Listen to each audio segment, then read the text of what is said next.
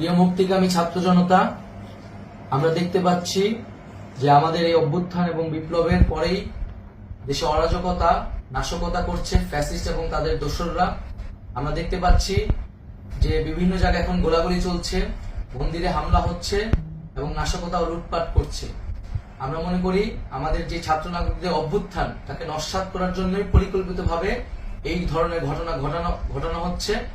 আমরা মুক্তিকামী ছাত্র জনতাকে সজাগ এবং সতর্ক থাকতে আহ্বান জানাচ্ছি এবং আমাদের যে অন্তর্বর্তীকালীন সরকার, আমরা সেই সরকারের যে প্রস্তাবনা 24 ঘন্টার সময় নিয়েছিলাম, জরুরি পরিস্থিতি মোতাবেক আমরা এখনই তার একটি রূপরেখা ঘোষণা করছি।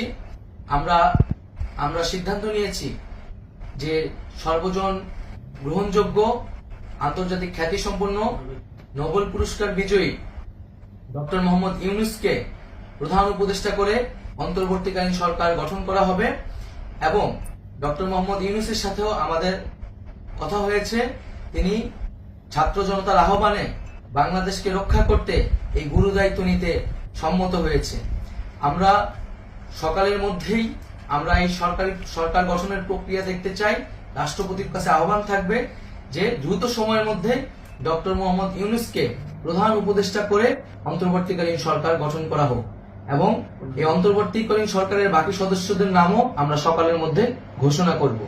প্রিয় বন্ধুগণ, দেশে যে অরাজকতা চলছে, মানুষের জীবনের নিরাপত্তাহীনতা চলছে, সেজন্য আমরা রাষ্ট্রপতির কাছে আহ্বান জানাচ্ছি দেশে আইন শৃঙ্খলা পরিবেশ ফিরিয়ে আনার জন্য দ্রুত সময়ের মধ্যে কার্যকর ব্যবস্থা নিতে হবে এবং আইন শৃঙ্খলা বাহিনীকে সহযোগিতা করার জন্য মুক্তিকামী ছাত্র জনতাও রাজপথে থাকবে এবং অন্তর্বর্তীকালীন সরকার গঠন না হওয়া পর্যন্ত মুক্তিকামী ছাত্র জনতাকে রাজপথে থেকে তাদের যে অভ্যুত্থান, সেই অভ্যুত্থানকে রক্ষা করতে হবে। প্রিয় বন্ধুগণ, আমরা রক্ত দিয়েছি, শহীদ হয়েছি। আমাদের যে প্রতিশ্রুতি একটি নতুন বাংলাদেশ গঠন করার জন্য, সেটিকে আমাদের অবশ্যই বাস্তবায়ন করতে হবে এবং অবশ্যই ছাত্র জনতার প্রস্তাবিত সরকার বাদে কোনো ধরনের সরকার কিন্তু মেনে নেওয়া হবে না।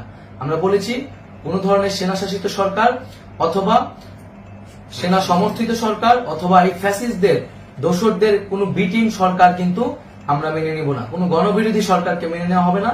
ছাত্র জনতার অভ্যুত্থানকারী যে প্রস্তাবিত সরকার, অন্তর্বর্তীকালীন সরকার, যেটা আমরা সিদ্ধান্ত উপনীত হয়েছি ডক্টর মোহাম্মদ ইউনূসকে প্রধান উপদেষ্টা করে এই সরকার গঠন করা হবে, সেই সরকারকেই বাস্তবায়ন করতে হবে অবিলম্বে। আগামীকাল সকাল থেকে সকলকে আহ্বান জানাচ্ছি রাজপথে থাকার জন্য এবং আমাদের যে সাম্প্রদায়িক সম্প্রীতি এবং রাষ্ট্রীয় সম্পদ রক্ষা কমিটির ঘোষণা হয়েছে বৈষম্যবিরোধী ছাত্র আন্দোলনের নেতৃত্বে, সকল পাড়ায় পাড়ায় এলাকায় এলাকায় সেই কমিটি পাহারায় থাকবে। আমাদের সংখ্যালঘু কমিউনিটিকে আমাদের রক্ষা করতে হবে, রাষ্ট্রীয় সম্পদ এবং এই দেশকে রক্ষা করতে হবে।